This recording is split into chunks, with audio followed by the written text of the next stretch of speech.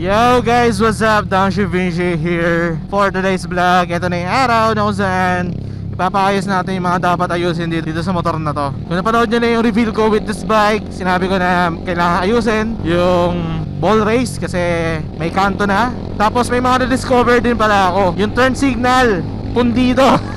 Pareho, left and right. Kaya papalitan natin kay Ian yun. Tapos yung brake master, okay naman. Pero meron ako dito na RCB na brake master, papakabit ko na rin yun. And kung mapapansin nyo, may tunog na siya. Kakaiba yung tunog niya. Hindi na siya naka-stock pipe kasi bumili na ako ng tubo for this bike. At the same time, nakabitan ko na rin ng exhaust aftermarket na muffler. May VMAX lang nakakabit dito. Kaya ganyan na yung tunog niya. Yun nga lang, kailangan lagyan ng liquid gasket yung headers ng pipe kasi may singaw. Kaya yun din yung mga papagawa natin kay Ian. Sama ko nga pala si Daniel. Naka Honda Wave nga pala siya ngayon. And at the same time, for sale nga pala yung motor niya na yan, Honda Wave R110. For more details, message nyo na si Daniel kung gusto yung bilhin yung motor niya na yan. So yan, pupunta na kami sa tropa namin si Ian. And then tingnan na natin mga susunod na mangyayari. Hindi pa kami nakakalayo pero nararamdaman ko na agad yung sakit sa likod. Hindi dahil sa position ng motor kundi dahil sa ball race. Ang laki talaga ng kanto niya. Like every time na hihinto ako tapos nakakabig sa kanan or sa kaliwa yung manubela, gusto niya lagi mag straight. So anong nangyayari, napapersa yung kamay ko. Kasi nga gusto niya laging mag-straight, gusto niya laging tumuwid.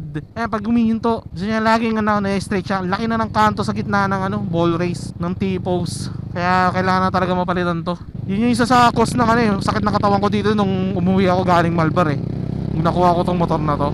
Na lumalaban yung balikat ko, yung kamay ko, yung likod ko. Kasi nga yung manubela, gusto niya laging tumuwid. Ayaw niya yung nakaliko. Pag kinaka-counter steer, okay lang mga ganito, okay lang okay lang to. Pero yung parang ikakabig mo, iliriko mo pa kaliwa or pa kanan, ramdam mo na gustong tumuwid ng manubela, matigas kumbaga.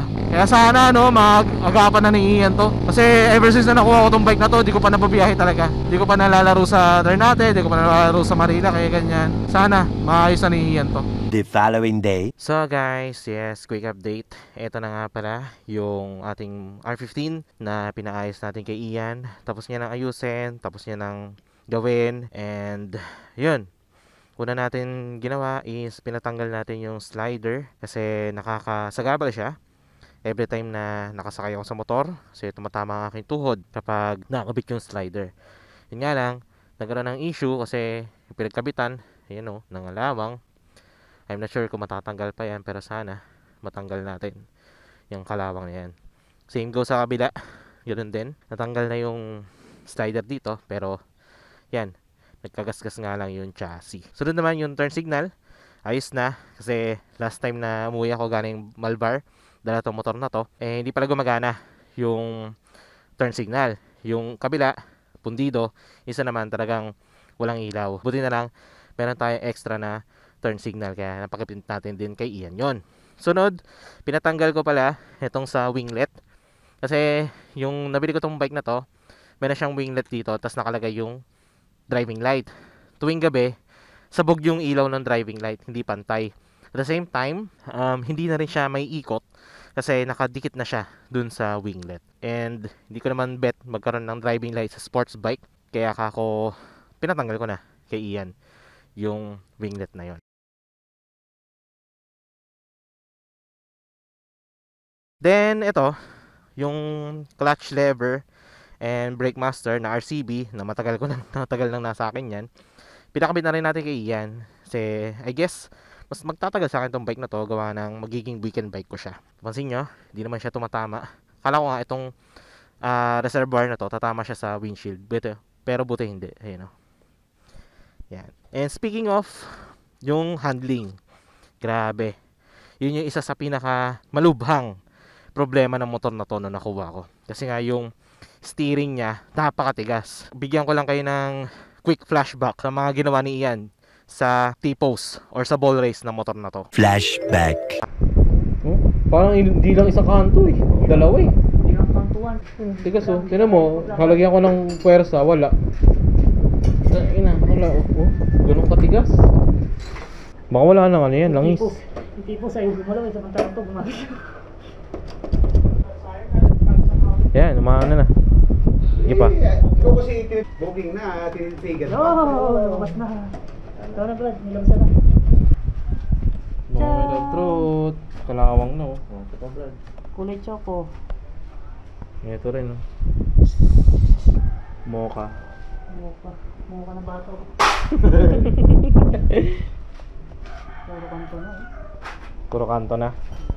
Saka ito ang kanto dyan. Ito lang yung booking.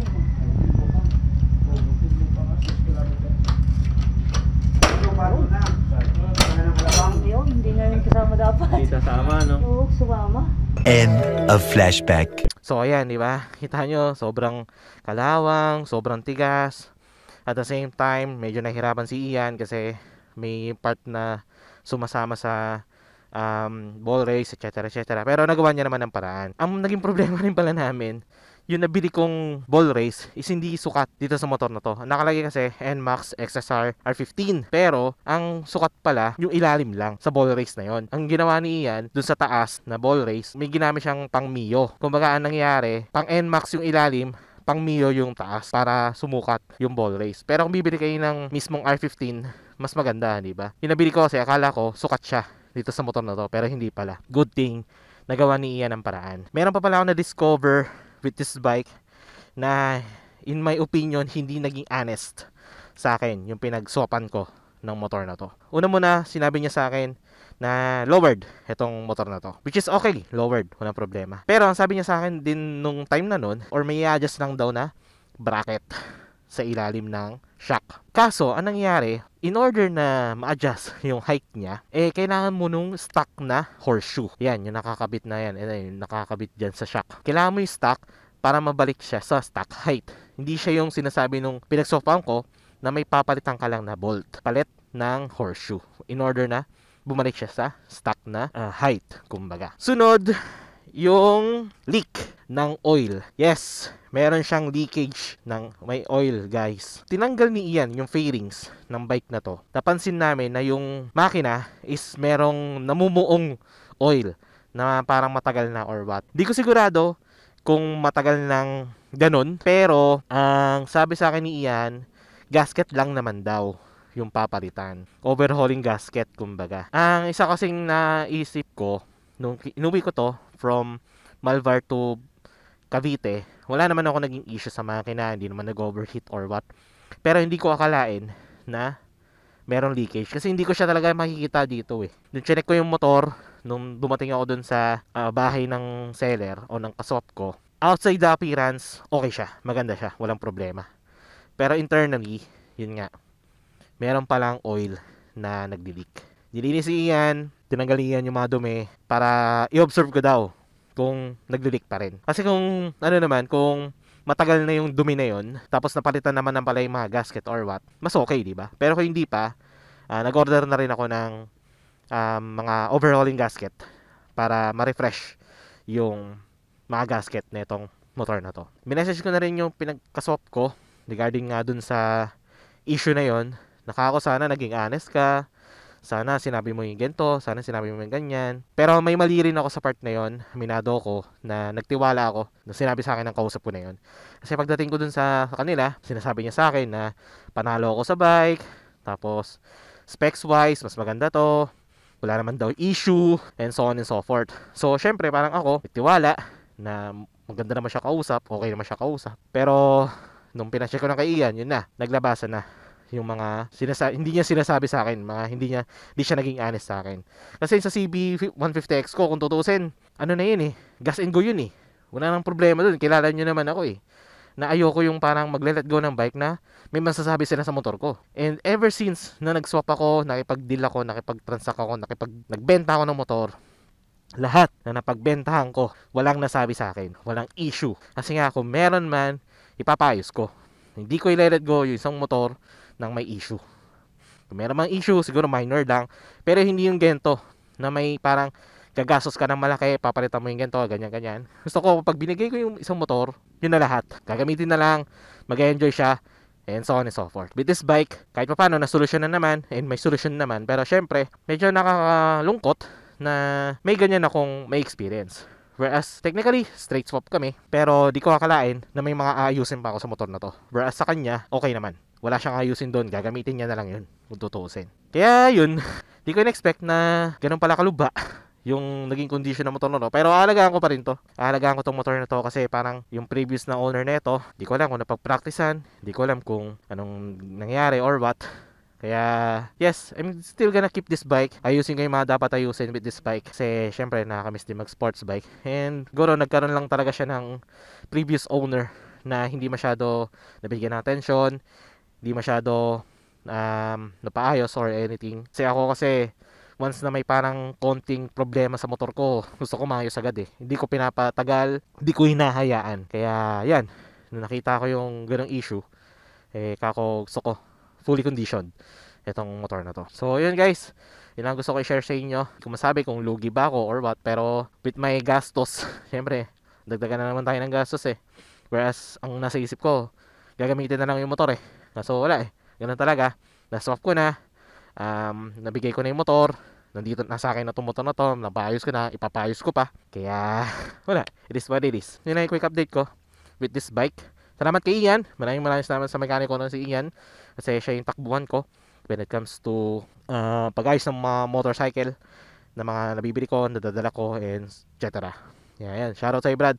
And sa mga gusto rin magpagawa kay Ian, yan, nandito sa description box yung link, yung kanyang shop. Message nyo lang siya sa kanyang Facebook account, personal account, para mapag-inquire. Yan, the best yan, si Master Ian pagdating sa mga motor. So yun lang, nag-aambon na, quick vlog lang para mabigyan ko yun ng update. And nag-order na rin ako ng gasket para maayos na kung naman yung leak ng motor na to. Ay, isa pa pala guys, mapapansin nyo, may nilagay kami na plastic rivet dito sa fairings. Kasi binutas ni Ian yan para malagay ng plastic rivet. Since etong fairings na to, kabilaan yan, hindi siya maswak sa fairings na to. Nakaangat tong part na to pag pinipilit. Kaya naging diskarte ni Ian, kabilaan, lagyan ng plastic rivet para hindi nakaangat. Then yun, simpleng solusyon pero at least effective, di ba? So ayan, yun ang ating bagong motor na R15. And hindi ko pa siya nababiyahe, hindi ko pa siya nararide kasi gusto ko muna siyang papayos muna bago ko ibiyahe. So yun lang guys, ito ko natatapusin ang vlog. Maraming salamat sa pag-nood, sa pag-like, sa pag-share, maraming salamat sa pag-comment. Yung no drill, ride safe, peace out. Ay, excited na ako na maayos ka para may biyahe na kita. Nakakamiss.